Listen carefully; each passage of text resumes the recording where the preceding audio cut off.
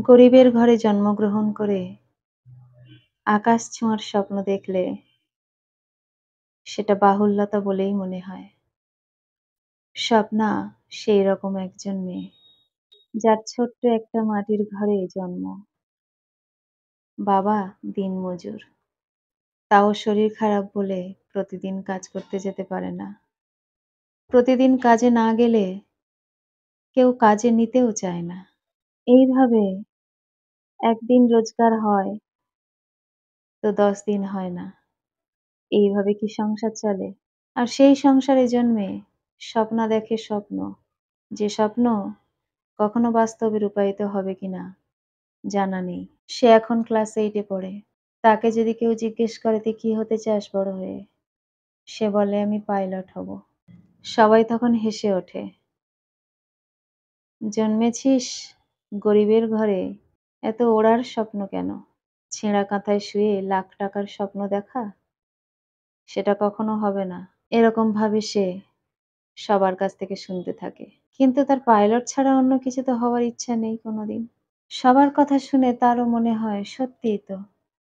এই সকালে খাচ্ছি, দুপুরে আর খেতে পাবো কিনা জানি না। এই এক মুঠো ভাত খেয়ে স্কুলে এসেছি। স্কুল থেকে ফিরে আর কিছু খেতে পাবো কি জানি না। সেখানে পাইলট হওয়ার স্বপ্ন দেখছি আমি। তাহলে বোধহয় সবাই ঠিক বলছে যে এটা দুঃস্বপ্নই বোধহয়। যখন নতুন নতুন ক্লাসে ওঠে, পাড়ার এক দাদা আছে। সেই দাদা ওর থেকে ১ ক্লাস উঁচুতে পড়ে। তার কাছে ওর সবসময় বলা আছে যে, "দাদা, তোমার বইগুলো আমাকে দিও প্রতি বছর।" এইভাবে বই নিয়ে নিয়ে সে পড়াশোনা করে। দুটো একটা যে বই কিনতে হয় সে বই আর ও কিনতে পারে না। যে বান্ধবীদের সঙ্গে ও ঘোরাফেরা করে তাদের সকলের বই আছে। প্রতিদিন স্কুলে যায় আর সেখান থেকে বইগুলো নিয়ে একটু পড়ে নেয়। আর যেগুলো দরকারি জিনিস সেগুলো খাতায় তুলে নিয়ে চলে আসে। বই কিনে দেবার মতো সামর্থ্য তার বাবার নেই। পড়াশোনা সে এইভাবেই চালিয়ে যাচ্ছে।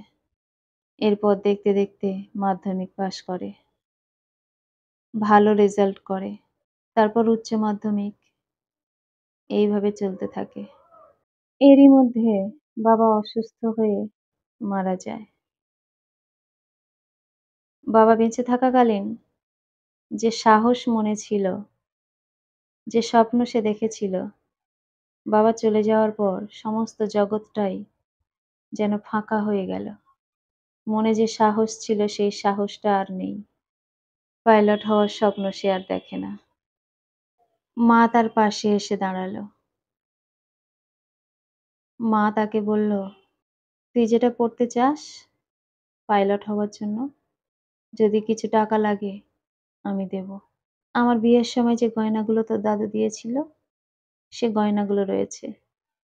তোর বাবার এত কষ্ট গেছে, কোনোদিনও সে গয়না বিক্রি করেনি। তোর স্বপ্ন পূরণের জন্য আমি সে গয়নাগুলো দিয়ে দেব। তুই শুধু চালিয়ে যা পড়াশোনা।" মার এই কথাগুলো তার মনে অনেক শক্তি জোগালো। সে আস্তে আস্তে সেই পথেই এগোতে থাকলো। নেট ঘেঁটে সবকিছু দেখে কোথায় কি যোগাযোগ করলে হয়, কি পড়াশোনা করলে হয়, সেই সব জানার জন্য টিচারদের সঙ্গে যোগাযোগ করতে থাকলো। স্কুলের টিচারদের সঙ্গে আলোচনা করলো। সবাই তাকে সাহায্য করলো। সবাই তাকে বলে দিল এই পড়ার জন্য কোন টিচার ভালো। সেই সমস্ত চেষ্টা সে করলো। করার পর একদিন সে তার লক্ষ্যে পৌঁছলো।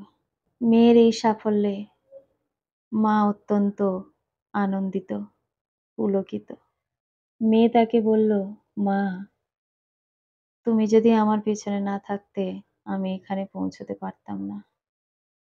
ছোটবেলা থেকে যে স্বপ্ন দেখেছি, একদিন আকাশে উড়ে যাব, সেই স্বপ্ন আজ সফল হয়েছে।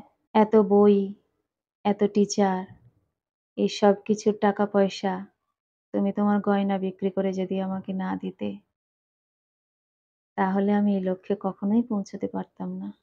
মা বলল, "গয়না চলে গেলে আবার আসবে। কিন্তু তোর যে সময়টা ছিল সেই সময়টা চলে গেলে আর সে সময় তুই ফিরে পেতিস না। তাই যে সময়ে যেটা করা দরকার সেটা করতে হবে। এখন তুই চাইলে তো কত গয়না আমাকে গড়িয়ে দিতে পারবি। মেয়ে তখন মাকে জড়িয়ে ধরে বলল, একদম মা, তোমার সমস্ত গয়না আমি ফিরিয়ে দেব মা। যারা তখন তার স্বপ্নের কথা শুনে ব্যঙ্গ করত, আজকে তারা সবাই অবাক। কিভাবে একটা মেয়ে সেই ছোট্টবেলায় দেখা স্বপ্ন পূরণ করতে পারে, কতটা চেষ্টা থাকলে, কতটা একাগ্রতা থাকলে সেটা স্বপ্না করে দেখিয়েছে। যারা ব্যঙ্গ করেছে তাদের মধ্যে অনেকেই খুব খুশি হয়েছে, আবার অনেকেই হিংসেতে জ্বলে পুড়ে যাচ্ছে। আর হিংসে করে কখনো কিছু হয়নি, আর হবেও না। স্বপ্নার মা যখনই আকাশ থেকে উড়োজাহাজ যায়, সেই উড়োজাহাজের দিকে তাকিয়ে ভাবে, এইটাতে বোধহয় আমার মেয়ে যাচ্ছে। তখন সামনে যে থাকে তাকে বলে, ওই দেখো দেখো, এই উড়োজাহাজটা আমার মেয়ে চালাচ্ছে। সবাই তখন হাসে। আর স্বপ্নার মাকে বলে, সত্যি তুমি এক গর্বিত মা। তবে সমস্ত উড়োজাহাজ তো আর তোমার মেয়ে চালাচ্ছে না। স্বপ্নার মা বলল, কি জানি, কি করে জানবো কোনটা আমার মেয়ে চালাচ্ছে। তখন সবাই স্বপ্নার মাকে বলে, সত্যি কথা, এটা কিন্তু তুমি ঠিক বলেছ। তবে কি জানো স্বপ্নার মা, তুমি হচ্ছ রত্নগর্ভা, অমন একটা মেয়ে পেয়েছ। অবশ্য তোমার দান আছে অনেক। বাবা মার দান ছাড়া কোনো ছেলে মেয়ে এগোতে পারে না, এটা তো ঠিকই। স্বপ্নার মায়ের বুক গর্বে ভরে যায় এসব কথা শুনে। কলমে ও কণ্ঠে সোমা।